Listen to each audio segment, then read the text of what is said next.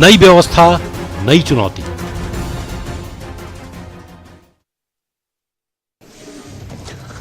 नमस्कार, बहुत स्वागत है आपका। प्राइम डिबेट देख रहे हैं आप, आपके साथ में जेपी शर्मा। खुद के खातों के बजाय भुगतान के लिए पीढ़ी खाते खोले जाना प्रदेश के सरपंचों को रास नहीं आ रहा है। प्रदेश की करीब 11,000 पंचायतों में आज इसको लेकर सरपंचों ने सांकेतिक तालेबंदी की।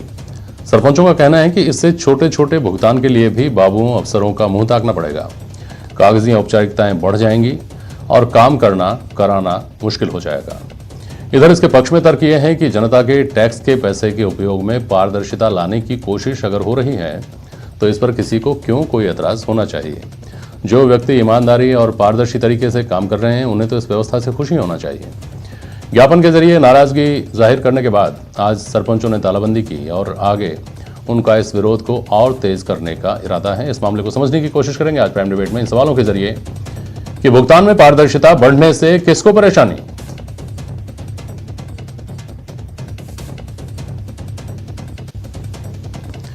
पीढ़ी खातों की व्यवस्था से क्या काम की गति धीमी होगी,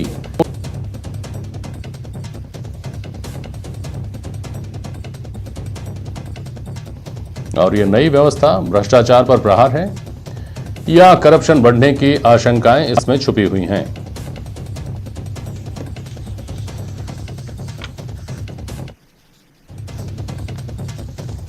राखी राठौड़ हैं आज हमारे साथ प्राइम डिबेट में। अशोक शर्मा जी सरपंचों का प्रतिनिधित्व कर रहे हैं इस डिबेट में। श्याम सुंदर शर्मा वरिष्ठ पत्रकार हैं और डॉक्टर वरुण पुरोहित हैं हमारे साथ, कांग्रेस की नुमाइंदगी कर रहे हैं। बहुत स्वागत है आप सभी का। सबसे पहले अशोक जी, आपके पास क्या व्यवस्था बदली है, किस तरह से व्यवस्था बदली है और वो कैसे आपके रोजमर्रा के कामकाज को इस कदर उलझाती है कि आपको तालाबंदी करके अपना विरोध दर्ज कराना पड़ता है? 73 संविधान संशोधन विधेयक के द्वारा पंचायत राज संस्थाओं को संवैधानिक संस्थाओं का दर्जा दिया गया है और अधिकतम स्वायत्तता ग्राम पंचायतों को और चुनी हुई सरकारों को, जो ग्राम पंचायत स्तर पर जनता द्वारा चुनी जाती हैं, उनको दी गई है। मुख्य उद्देश्य यह है कि सत्ता का विकेंद्रीकरण किया जाए। नई व्यवस्था जो राज्य सरकार ने लागू करी है उसमें राज्य सरकार ने ग्राम पंचायतों को जो वित्तीय अधिकार 73 संविधान संशोधन अधिनियम द्वारा जो दिए गए हैं उनमें कटौती करने की राज्य सरकार की मंशा है। इसलिए इस व्यवस्था का हम सरपंच और राजस्थान सरपंच संघ विरोध कर रहा है। ये तो कागजी बात हो गई कि विकेंद्रीकरण का गोल जस्ट उलट हो रहा है। इससे आप सीधे सीधे समझाइए कि खाते खोलने का क्या चक्कर है, इससे क्या परेशानी है आपको? सवाल सर राज्य सरकार की नीयत का है। मैं आपको बताऊं कैसे नीयत क्या? राज्य सरकार ने राज्य वित्त आयोग की सिफारिशों के अनुरूप ग्राम पंचायतों को वर्ष 2019-20 से लेकर और आज तक एक भी रुपया नहीं दिया है। 2 किस्तें जो हमारा संवैधानिक अधिकार है ग्राम पंचायतों का, उसमें लगभग 2,964 करोड़ रुपए 2019-20 की 2 किस्तें जो राज्य वित्त आयोग द्वारा दी जानी थी वो राज्य सरकार द्वारा नहीं दी गई है। इसी तरह से वित्तीय वर्ष 2020-21 में भी लगभग 3500 करोड़ रुपए पंचायत राज संस्थानों को राज्य सरकार द्वारा राज्य वित्त आयोग की सिफारिश के अनुरूप दिया जाना था, लेकिन नहीं दिए गए। इसलिए राज्य सरकार की नीयत पर संदेह है कि राज्य सरकार इस नई व्यवस्था को लागू करके राइडर डालना चाहती है कि जो पैसा वित्त आयोग की सिफारिश के अनुरूप पंचायतों का सीधे ट्रांसफर होता था वो सीधे ट्रांसफर नहीं होकर राज्य सरकार के नियंत्रण में रह जाएगा। राज्य सरकार की नीयत में और राज्य सरकार के पिछले जो भी काम उन्होंने किए हैं, इन वजह से हमारे ये संदेह है कि विकास इसमें ठप होगा, राज्य सरकार इसमें राइडर डालेगी और छोटे छोटे कामों के लिए राज्य सरकार का हमें मुंह ताकना पड़ेगा। इस वजह से इस व्यवस्था का हम लोग विरोध कर रहे हैं। चलिए देखें, वरुण जी इसका जवाब देंगे, लेकिन मुझे एक बात समझा दीजिए, ये दोनों इशू एक हैं या अलग अलग हैं क्या? कि आपका जो बजट आना था 2019-20 का और 2020-21 का ये नहीं आया, तो इसमें खातों का क्या लेना देना है? वो पीढ़ी खाते हों या आपके पंचायत के खुद के खाते हों, उससे क्या फर्क पड़ता है? वो तो एक अलग इशू हुआ ना, वो तो एक अलग लड़ाई हुई आपकी कि हमको बजट नहीं दिया जा रहा, हमको फंड नहीं दिया जा रहा। नहीं, फंड अगर राज्य सरकार जारी भी कर देगी सर, तो भी उसके बाद में वो अपने खातों में रखेगी, पीढ़ी खातों में। और राज्य सरकार का उद्देश्य इसमें इस फंड को, स्वयं के फंड को भी, जो हमारा संवैधानिक अधिकार है राज्य वित्त आयोग द्वारा सिफारिश की, राज्य सरकार हमारे पे एहसान नहीं करी, कोई पैसा दे रही है तो वो हमारा संवैधानिक अधिकार है। 73वें संविधान संशोधन द्वारा राज्य सरकार बाध्य है वित्त आयोग की सिफारिश के अनुरूप सरपंचों को, पंचायतों को राशि जारी करने के लिए। राज्य सरकार जारी राशि ये बात ठीक है। आप लोग चारों लोग जो मेरे साथ जुड़ रहे हैं, आप ज़्यादा बेहतर तरीके से इस मामले को समझते हैं, इसलिए बेहतर तरीके से समझा भी पाएंगे।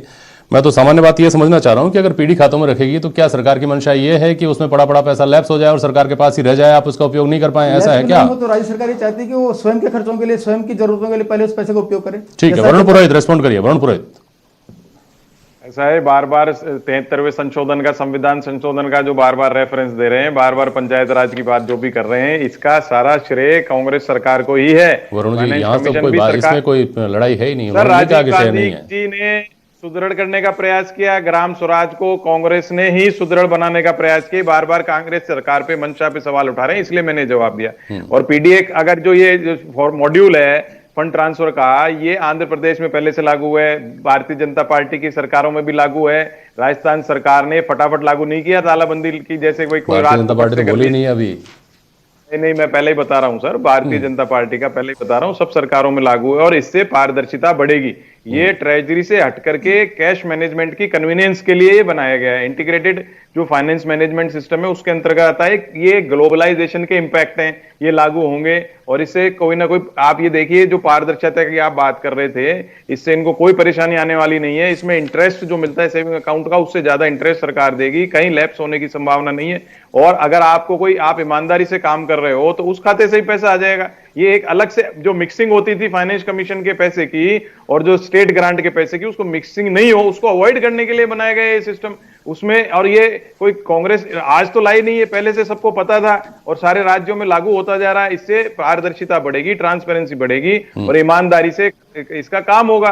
कुछ एलिगेशन, सरपंचों को नाराज होने की आवश्यकता नहीं है, कुछ सरपंचों पर एलिगेशन भी लगते थे कि उसका मिसयूज करते थे, एज एन इंडिविजुअल खाता हो जाता था। तो इस चीज को थोड़ा सा, अगर ये मॉड्यूल लागू होता है उसके बाद अगर आपको परेशानी आती है, तो हम तो डेमोक्रेटिक सरकार है, डेमोक्रेटिक पार्टी है, हम कोई आंदोलन को क्रश करने की कोशिश नहीं करते। इन्होंने आंदोलन चालू करा तो भी उसको तो हम स्वागत करते हैं। आप करिए, विधानसभा आ रही है उसमें भी करिए, आप प्रदर्शन करिए, लेकिन जनता की बात भी देखिए। जनता का पैसा है, अगर ईमानदारी से खर्च होता है तो उसमें कोई प्रॉब्लम आनी नहीं चाहिए। अशोक गहलोत जी की सरकार पे किसी प्रकार का, आप मंशा बार बार कह रहे हो, सरकार की मंशा में बात होती तो पंचायत राज को कांग्रेस सुदृढ़ क्यों करती? ठीक है, आप कुछ बोलना चाह रहे हैं अशोक जी इसके ऊपर? बिल्कुल सर, मैं कहना चाहता हूँ, मैं बिल्कुल इस बात का श्रेय दूंगा कि पूरे भारत में पंचायत राज संस्थाओं को मजबूत करने का काम राजीव गांधी जी ने नहीं, मैं कहता हूँ पंडित नेहरू ने किया। 2 अक्टूबर 1959 को राजस्थान में पंचायत राज व्यवस्था की स्थापना हुई। मैं बिल्कुल इस बात से सहमत हूँ। लेकिन मैं ये कह रहा हूँ कि अगर आप ये कह रहे हैं कि ये निर्णय सही है, तो आपकी सरकार में पूर्व उप मुख्यमंत्री सचिन जी पायलट की अध्यक्षता में एक कमेटी बनी और उसने 23 फरवरी 2020 को ये निर्णय किया कि ये जो पीडी खाते खोलने का जो ये निर्णय है, ये बिल्कुल गलत है। मैं पढ़ देता हूँ, उसकी 2 लाइनें संक्षिप्त पढ़ देता हूँ। ग्रामीण विकास एवं पंचायत राज विभाग के अधीन जिला परिषद एवं पंचायत समितियों के लिए पीडी खाते पूर्व में संचालित है, अतः ग्राम पंचायत उपयुक्त कारणों से पीडी खाते खुलवाना उचित प्रतीत नहीं होता है। जब माननीय उप मुख्यमंत्री, पूर्व मुख्यमंत्री महोदय ने जब ये मान लिया कि पीडी खाते खुलवाना व्यवहारिक नहीं है, इसका सर दूसरा पहलू ये भी है। यहाँ तो पूर्व उप मुख्यमंत्री और मुख्यमंत्री की बात कर रहे हैं आप। सरकार बदलती है, तमाम तरह के फैसले बदल जाते हैं। ये कांग्रेस सरकार की जयपुर में बीआरटीएस का उदाहरण ले लीजिए, दुर्गापुरा एलिवेटेड रोड का ले लीजिए, द्रव्यवती नदी का ले लीजिए, 50 तरह के फैसले। ये सरकार आती है, दूसरी सरकार बदलती है, इसी सरकार के पूर्व मुख्यमंत्री राखी राठौड़, आप सरपंचों के पीछे खड़े हैं, आपकी पार्टी सरपंचों के पीछे खड़ी है और आप कह रही हैं सरकार की मंशा खराब है, इसके ऊपर आप भी आवाज बुलंद कर रही हैं, कैसे? देखिए, ग्रामीण विकास जो है जेपी शर्मा जी, सबसे बेसिक विकास की हम बात करें और जिस तरह से कांग्रेस ने इसकी स्थापना करी, उसको सुदृढ़ करने का कार्य जो करना चाहिए था, उस कार्य में ये पीडी खाते जो है एक बाधा उत्पन्न करेगा। एक छोटे छोटे काम हुए, जिस तरह से नाला कहीं पे टूट गया या कोई मरा हुआ जानवर है उसे उठाने की बात है, या कहीं मान लीजिए 2 ट्रॉली ग्रेवल की व्यवस्था की जरूरत है, तो क्या पहले वहां से पैसा सैंक्शन होगा? पैसा सैंक्शन होने के बाद में वो छोटा मोटा काम जो है वो सरपंच उस गांव में करवाएगा। और आप जानते हैं कि जितना लंबा प्रोसेस होगा और उतना ही ज्यादा भ्रष्टाचार होगा। आपने भी अपने जो अभी आपने सीन दिखाया उसमें 3rd पॉइंट यही उठाया है कि जितना लंबा प्रोसेस होगा उतना ही ज्यादा भ्रष्टाचार होगा।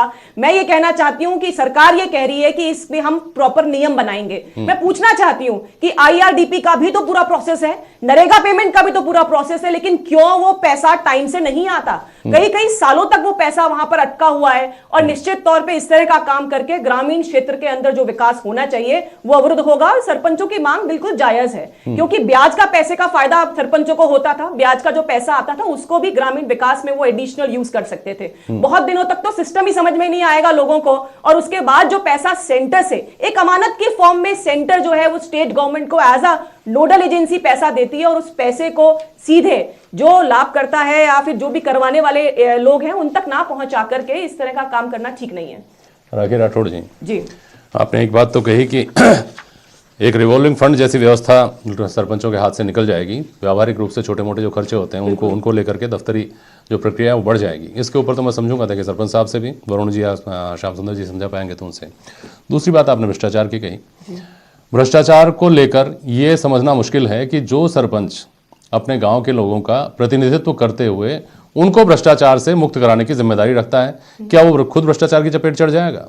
क्या उसको खुद को जाकर बाबुओं चपरासियों को चाय पिलानी पड़ेगी? अगर ऐसा है तो उसका जनप्रतिनिधि होना कहां तक सार्थक है फिर?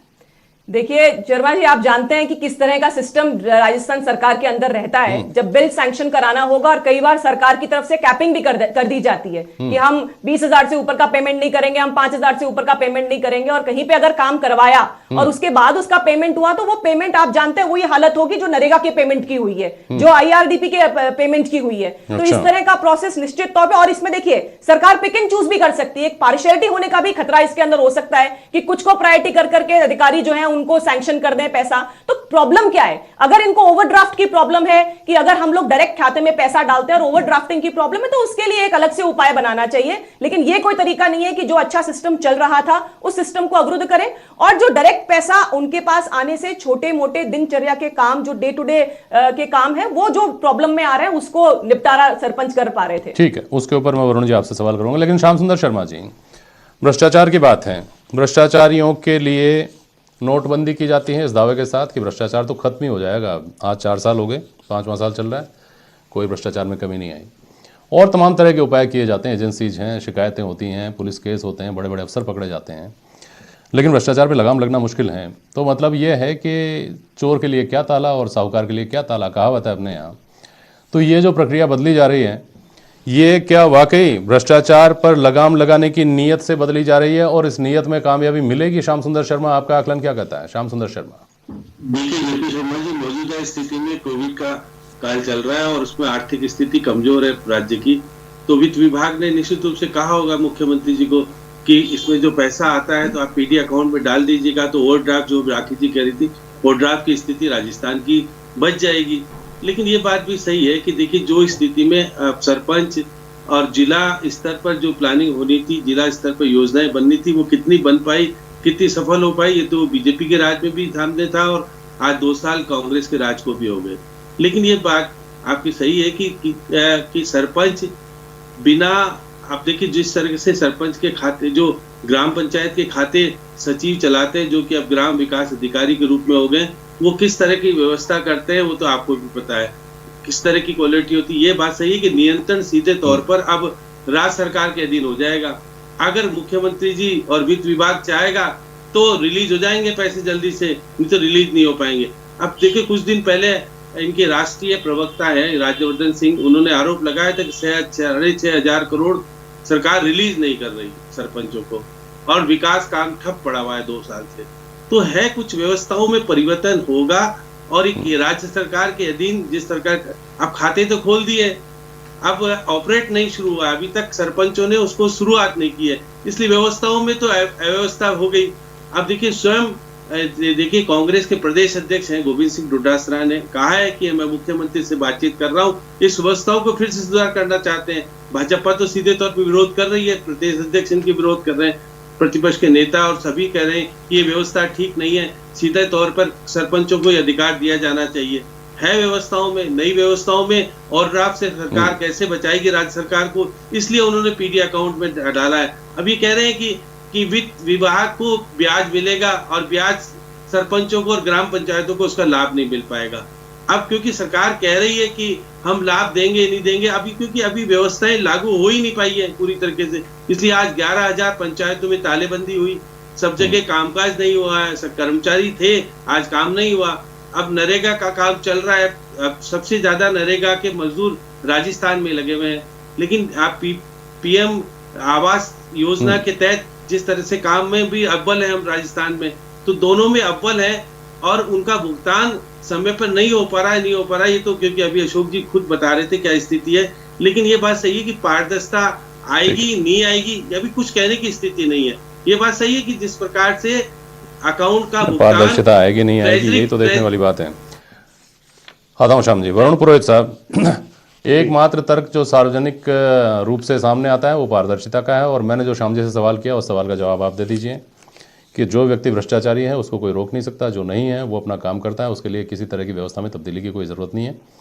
तो ऐसी स्थिति में सिर्फ पारदर्शिता के लिए ये तब्दीली अगर सरपंचों को रास नहीं आ रही है तो ये तब्दीली क्यों? दूसरी बात, एक जायज़ सवाल जो उठा कि अगर छोटा मोटा कोई तात्कालिक कोई खर्चा आ जाता है पंचायत के सामने, जिसके लिए प्रपोजल नहीं लिए जा सकते, एस्टीमेट नहीं बनाया जा सकते, ASF STS की इंतजार नहीं की जा सकती, उनका क्या होगा?